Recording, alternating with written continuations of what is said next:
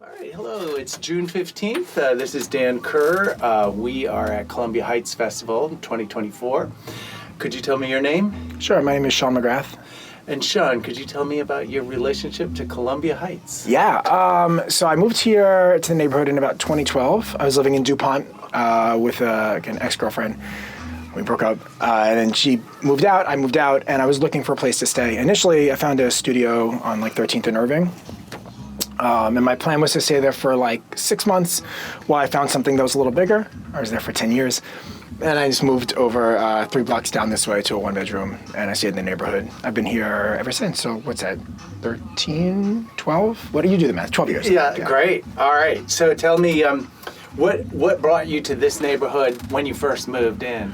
I remember, so when I was still with my ex-girlfriend, we would come up here and go to Target, and I remember leaving and being like, oh, I don't want to walk around this neighborhood, because it was 2009 or so, and but we would take the bus back to DuPont, and then we came back and would walk the other way, on Kenyon. And I remember seeing the houses on Kenyon going, if I could live here, I feel like that I've been successful.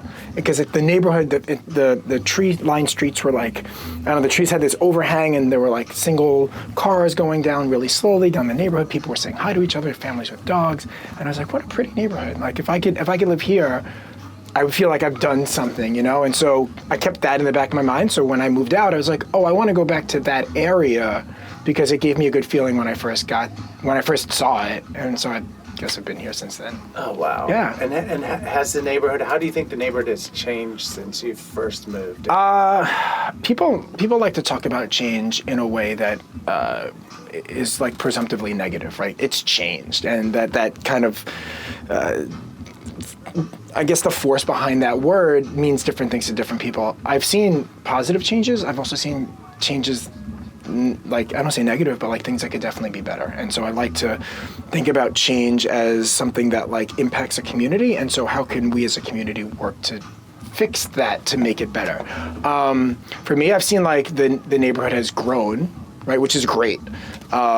When bike share came in, the bike share station, I use it all the time. I love bike share. I used to have to take an Uber to go to Wonderland. I remember going to Wonderland with my friend, I think, back in 2008. And now it's I can walk there. And so you see people from, it's a cross-section of DC in Columbia Heights. I was born in Queens, in New York. And when I moved here, I wasn't really sure about the neighborhood. I didn't know much about it. And after I've lived here for a couple of years, I was like, this is like Queens. Everybody's here. And in DC, in a city that is traditionally segregated, right? You got Rock Creek Park, you've got white and black. But in Columbia Heights, Mount Pleasant, you have everybody.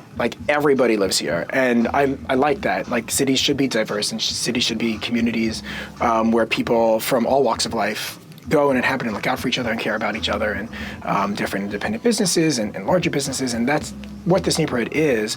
And I think what it has the potential to continue to be if we make some changes in the future. Okay. And so you said that you've seen some positive changes. Yeah. And you talked about some of the growth in the bike share.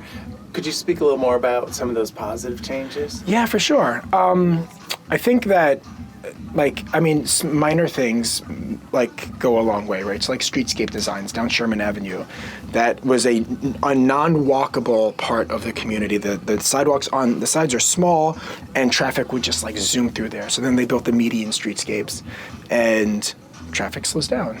And now it feels like you're not crossing a major highway. I think upgrades to Mount Pleasant Library, I know it's in Mount Pleasant, but upgrade to the library over there makes it more of a community space. Newer restaurants that have moved in, like the Indian restaurant on 14th and Kenyon just moved in, and it's delicious.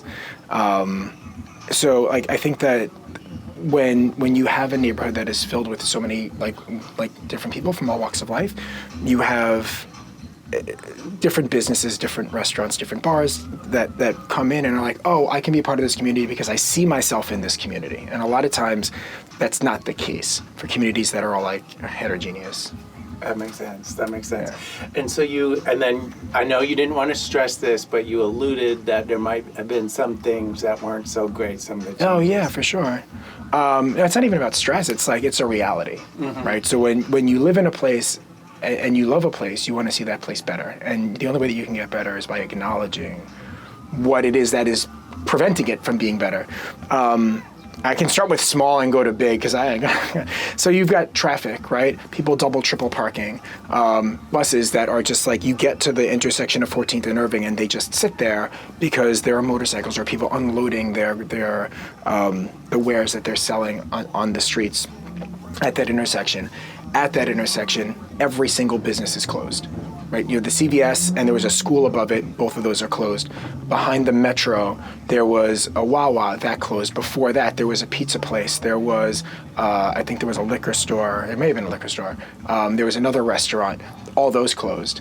The bank is the only thing that's open. You've got street preachers screaming every Saturday, every Sunday, amplified voices yelling about Jesus, and it's like, oh my God, the intersection is a nightmare. In addition to that, like drugs and violence have like pervaded the community because you have areas of concentrated poverty. And again, not the fault of those people that live there, but the fault of the government planning that has caused that to be the case. And so for somebody who has lived here for so long, I'm like, there are like common sense solutions to these problems that we can all within the city work together to fix and solve and make it like an even better place for everybody to live. Okay, and then the last question is speaking about the future of Columbia Heights. Where would you like to see it be in, let's say, 5 years from now? Grand visions, right? Okay, so my ideas, because I've got a bunch of them, I would love to see like a streetcar, and I know that this is like a streetcar that literally loops the neighborhood, loops Mount Pleasant, Columbia Heights, and it's just something that encircles the neighborhood, brings you free or $1, some small amount, and it goes down Irving, up 14th, down Park Road, up 16th, or down Mount Pleasant Road, and just does that loop, right? It's like a small area of transport.